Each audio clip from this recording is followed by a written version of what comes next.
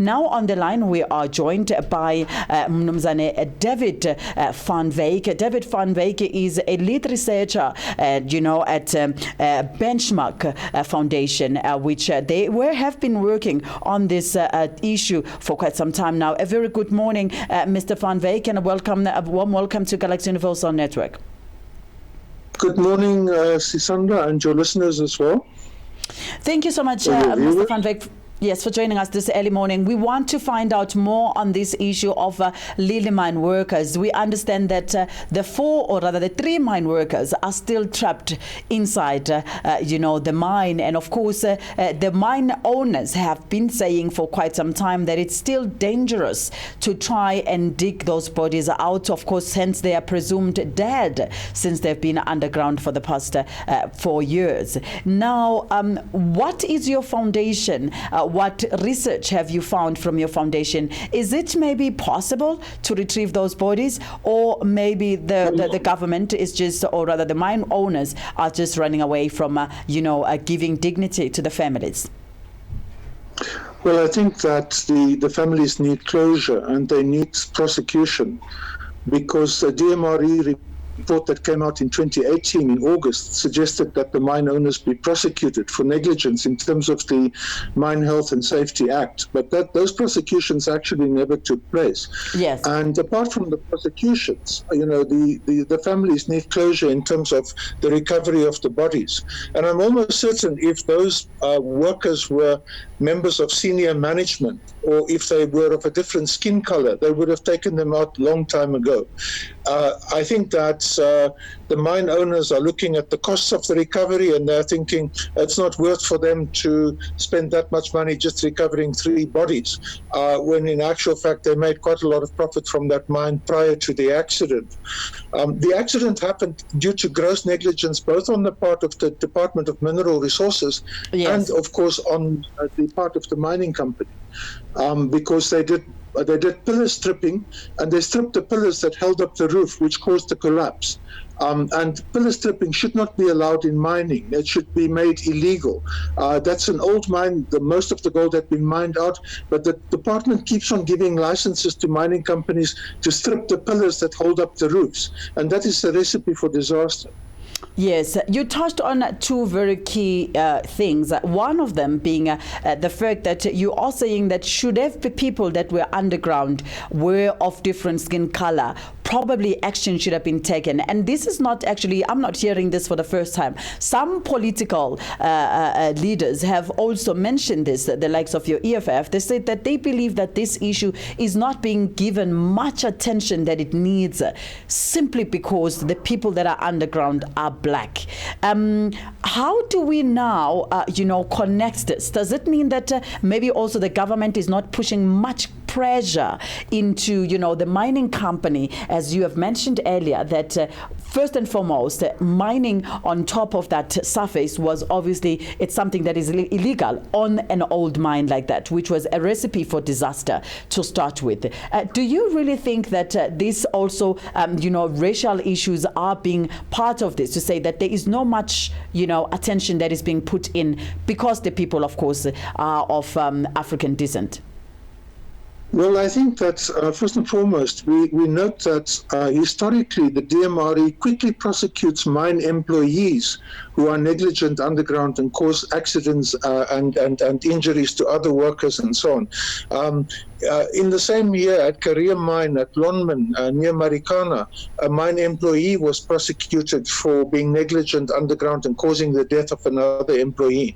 But we've never seen mine management being prosecuted for being negligent, yes, and for putting, yes, at risk the lives of workers. And so clearly there is a racial tinge to this thing, because it's mine management that actually was responsible for the negligence that caused this accident at Lily Mine. Yes. Yes. Now you spoke the facts there in comparison. So what is it that right now could be done? Of course, because you mentioned earlier that the families do need closure. They've been speaking out to say they need help, they need closure. How dangerous it is, when you were doing your research, did you find that is it possible to even retrieve those bodies, or it's actually not? Well, the thing that really worries us is that the DMRE, as well as the owners of the mine, speak about reopening that mine, which should not happen, because that mine is a disaster waiting to happen. It really is not a mine that should be reopened at all. Now, if they are considering reopening the mine, surely then they must think that it is possible to actually make that mine safe, and therefore those bodies should be recoverable.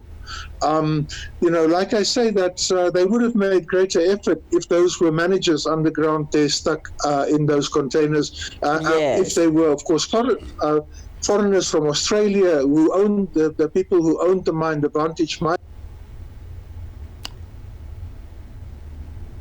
actually recover the bodies that are underground there. So at this stage, So it is possible to recover it. It's dangerous, but it is those bodies are recoverable. Oh, okay. So as much as it is dangerous, because they were saying that it will cost a lot of money to find, machinery that could go underneath and retrieve those bodies. And at this stage, that even the government said they do not have enough money to do that. What could be a possible solution on this one? Yeah, no, I think that it will cost a lot of money, but it depends on how much they value workers. You see, because mine workers are so badly paid in South Africa compared to Canada and Australia, mine workers are considered to be expendable in this country. And because mine management never gets prosecuted for the deaths of mine workers, either through silicosis or mine accidents and so on, mine management in this country and big multinational corporations think that labor is cheap, therefore it can be expended with.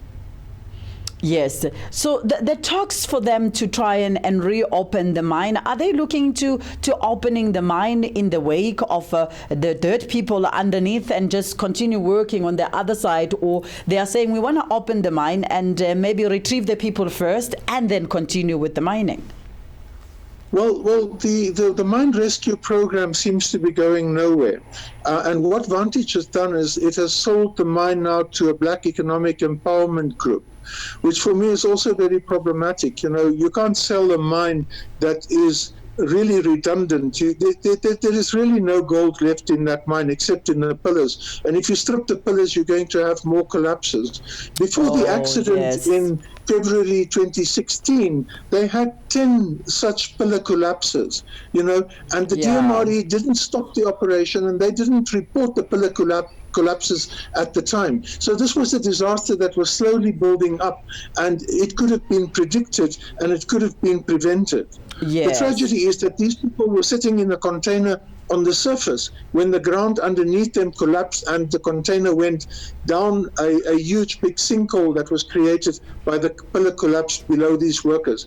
These workers were supposedly in probably the safest place because they were not actually underground. Yes. Well, it's quite very much unfortunate. Now let's talk about this tug of war between the two political parties. Of course, the ANC and the lead Polito or SA First, the one for Mashaba. Now Mashaba is saying it's possible to do that, and Mantashe, on the other hand, he says no, it is not really possible. Mashaba has been pushing for all this while to say that the people must be retrieved. Do you think that he's literally just standing on behalf of the people, or those two are just running a political game and really there is no actual act that is being done physically to really help the people? As you have done your research, you know what really needs to be done, instead of just political media reports that are just constantly going through to different political parties. Well, the thing that worries me about Gwede Mantashe's statement is that he says that it is private property. It is a private mine.